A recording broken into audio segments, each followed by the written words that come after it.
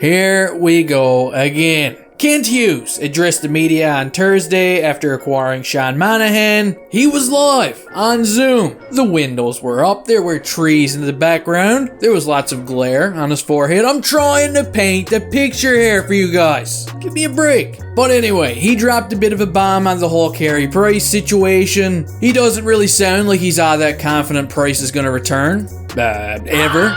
So in today's video, we're going to take a look at some comments that were made and just mourn a little bit, okay? We're going to mourn because Price was a personal favorite of mine. But first, Christopher Kreider. I hope the next time this guy bends over, he shits his pants. Honestly, all up his back. I hope everybody sees it. I hope it's on the news. I hope it's everywhere. Because the more and more that I look at this play, the more and more that I don't like this play. Do you guys think this was intentional? Let me know because I need to know. I'm curious. But anyway, Carey Price finished last season playing a total of 5 games. And let's not kid ourselves here. He looked like a shell of his former self during these games. And of course, during the very last game of the season, we saw a lot of emotion from him. A lot of waving to his family. He played it like it was the last game of his career. And looking back today, of course, it makes a lot more sense. Everybody tried to be optimistic so far during the offseason. We had Stefan Waite on TSN 690 acting like everything was gonna be okay. Knee problems? What knee problems? But on Thursday, when Squeaky Clean Kent spoke with the media, when it comes to Price, nothing seemed fine at all. Hughes would say that he doesn't see a path for Price to return and play during the 2022-2023 season, and he said all the news about Carey's knee is discouraging. He's likely going to require another surgery on that thing.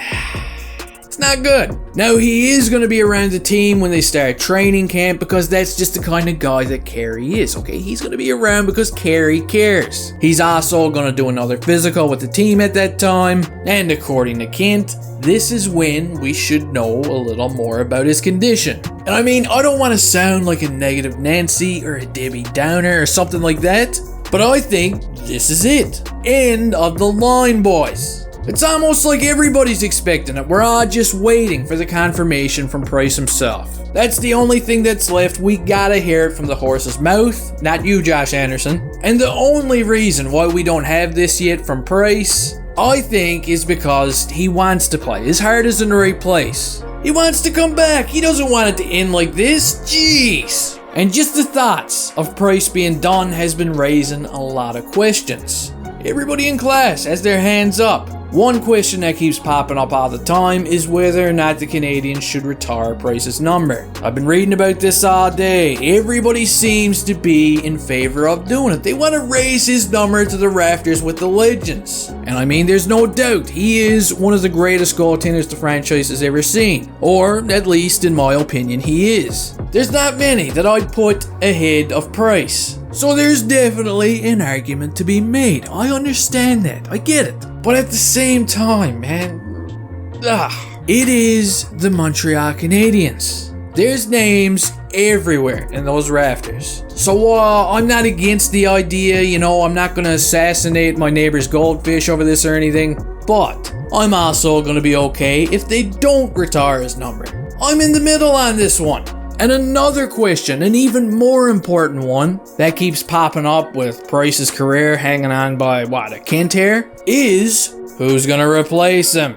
I mean, just last week there was a lot of speculation that Jake Allen could potentially be on the trade market, but I gotta admit, since this recent news on Price, I can't see Allen being traded anymore. What are they gonna do? Move Allen and call up Caden Primo again? No. That's not a good idea. We've seen it happen last year. I like Primo, but he needs more time in Laval. We've seen it. Because every time he gets called up, he looks more out of place than Cole Caulfield's head on Hulk Hogan's body.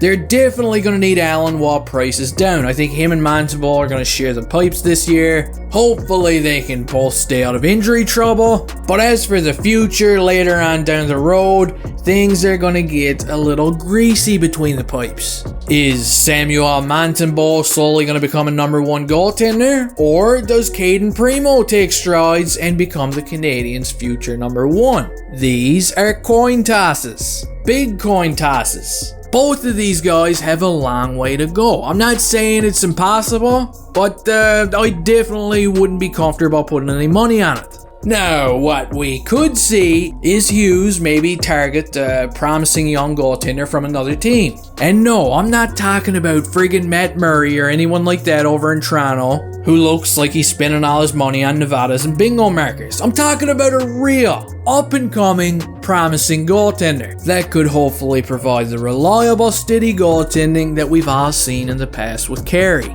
I don't expect this kind of deal anytime soon. I'm guessing Hughes is going to want to see more out of the goaltenders that he's got. And maybe in the future, if some of these guys aren't panning out, then yeah, acquiring a goaltender could be important down the road. Anyway, guys, that does it for this one. That's enough for these Saturday ramblings. I hope you all enjoyed. Don't forget to bite a chunk out of the like button on the way out of here. And hey, well, see you next time.